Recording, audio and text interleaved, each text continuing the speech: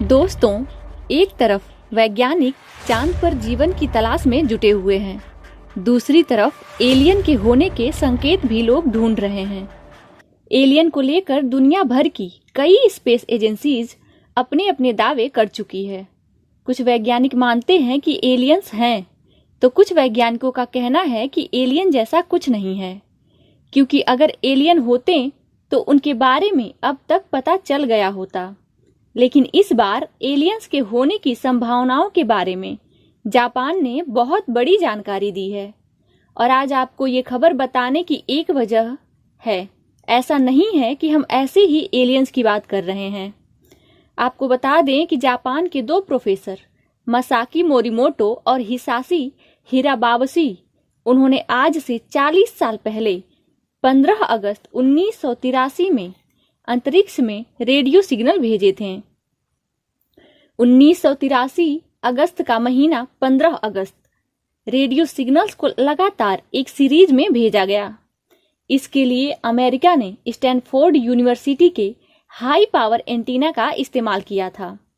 ये सिग्नल पृथ्वी से 16.7 प्रकाश वर्ष दूर एक्विला नाम के तारामंडल में भेजा गया था, जहां अल्टेयर नाम का तारा है।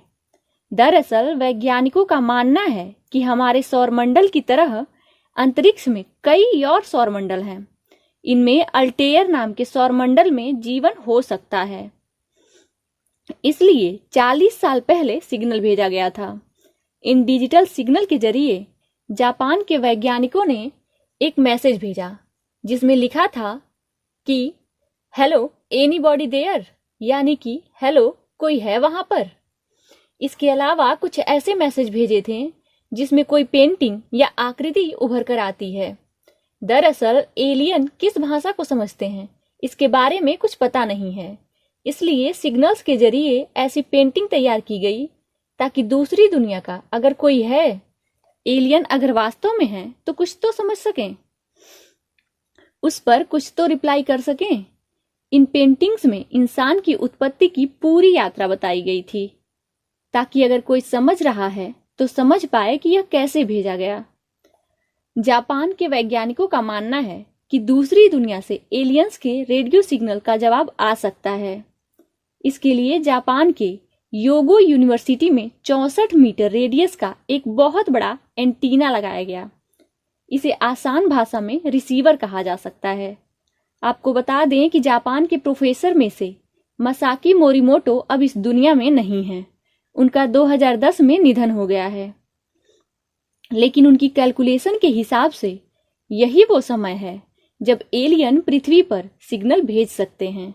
इसलिए हम लोग यहाँ चंद्रयान की बात कर रहे हैं और जापान के लोग वहां सुन रहे हैं कि एलियन मैसेज भेज रहा है या नहीं। आगे बढ़ने से पहले आपको प्रकाश वर्ष को आसान भाषा में समझा देते हैं, ताकि आपको ये पता चल सके कि जापान के वैज्ञानिकों ने 40 साल पहले कितनी दूर सिग्नल भेजे थे। दरअसल तारों के बीच की दूरी इतनी ज्यादा होती है कि वो किलोमीटर के बजाय प्रकाश वर्ष में मापी जाती है, यानी कि लाइट ईयर में मापी जाती है। लाइट ईयर की स्पीड 3 लाख किलोमीटर प्रति सेकेंड होती है। मतलब कि 1 सेकेंड में लाइट 3 लाख किलोमीटर जाती है। यही लाइट 1 साल में जितनी दूरी तय करती है, उसे लाइट ईयर यानी प्रकाश वर्ष कहते हैं। इस हिसाब से अगर 16.7 प्रकाश वर्ष को किलोमीटर में काउंट किया जाए तो 158 लाख किलोमीटर की दूरी होगी। तो बता दें कि जापानियों ने 1983 में 158 लाख किलोमीटर दूर सिग्नल भेजे थे। 40 साल पहले जो वैज्ञानिकों ने सिग्नल भेजे थे, उनसे जो तस्वीर तैयार हुई थी, अब उसके बारे में आपको बताते हैं। इसमें यह बताया गया था कि धरती पर इंसानों का विकास कैसे हुआ। एलियन को लेकर अब तक की जानकारी में यह पता चला कि वह इंसानों की तुलना में बहुत स्मार्ट और एडवांस होते हैं। कई वैज्ञानिकों का दावा है कि एलियंस के पास इंसानों के बारे में ज्यादा जानकारी है, जबकि इंसानों के पास उतनी जानकारी नहीं है। दुनिया भर के वैज्ञानिकों में इस बात की बहस होती रही है कि एलियन है या नहीं, लेकिन अब जो वीडियो सामने आया है उन्हें देखकर एलियन के अस्तित्व को पूरी तरह खारिज भी नहीं किया जा सकता है। अमेरिका में यूएफओ देखने से जुड़ी कई घटनाएं सामने आती रही हैं। साल 2010 में न्यूयॉर्क के आसमान में अजीब सी आकृति वाली कुछ चीजें उड़ती हुई दिखाई दी थीं। यह तस्वीरें कुछ देर के बाद गायब हो गईं। तब इसकी बहुत चर्चा हुई थी कि कहीं यह यूएफओ तो नहीं है। आपको बता दें कि 2020 में अमेरिका के एक नेवी पायलट ने अपने फाइटर जेट से एक वीडियो बनाया था जिसमें यूएफओ जैसी आकृति नजर आ रही थी। जिस वीडियो को अमेरिका के हेडक्वार्टर पेंटागन ने जारी किया था। हालांकि ये कंफर्म नहीं है कि यह यूएफओ ही था या कुछ और। अमेरिका में एलियन और यूएफओ का मामला वहां की संसद में भी उठ चुका है। पिछले महीने जुलाई में अमेरिकी कांग्रेस की समिति ने यूएफओ पर सुनवाई रखी हुई थी। इसमें सरकार पर दबाव डालने के लिए कई सांसदों ने सरकार से एलियन और यूएफओ को लेकर अपनी नीति स्पष्ट करने के लिए कहा था।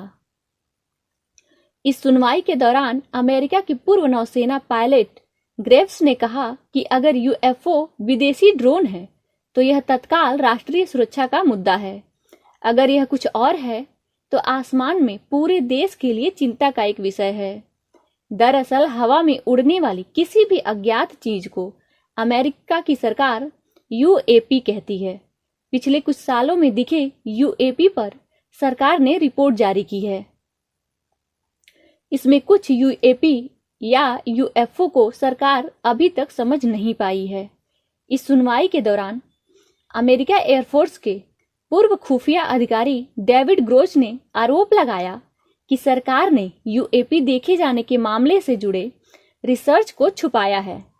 अमेरिकी सरकार को कुछ यूएपी भी मिले हैं जिसकी डिटेल में रिवर्स इंजीनियरिंग यानी गहराई से पता किया जा रहा है। इस अधिकारी ने यह भी दावा किया है कि सरकार के पास कुछ अज्ञात चीजों के अलावा इन विमानों से कथित तौर पर बरामद जीव यानी एलियन के अवशेष भी हैं। हालांकि पेंटागन ने सभी आरोपों से इनकार किया है। तो कुल मिलाकर अगर बात की जाए तो एलियन और यूएफओ को पूरी तरह से नकारा नहीं जा सकता है, लेकिन उनको माना भी नहीं जा सकता है क्योंकि कोई पुख्ता सबूत अभी तक नहीं मिले हैं। अब देखते हैं कि जापान के वैज्ञानिकों का एलियन से संपर्क हो पाता है या नहीं, क्योंकि वहां पर जो लूनर न्यू ईयर मनाया जाता है आज की तारीख में वह मनाया जा रहा है और इसलिए इनको लगता है कि एलियन वहां से संदेश भेजेंगे और उन्होंने जो रिसीवर लगाया है उसमें कुछ तो मैसेज आएगा। तो दोस्तों फिलहाल इस वीडियो में इतना ही। जैसे ही हमें आगे की कोई जानकारी मिलती रहेगी हम आप तक उस जानकारी को पहुंचाते रहेंगे।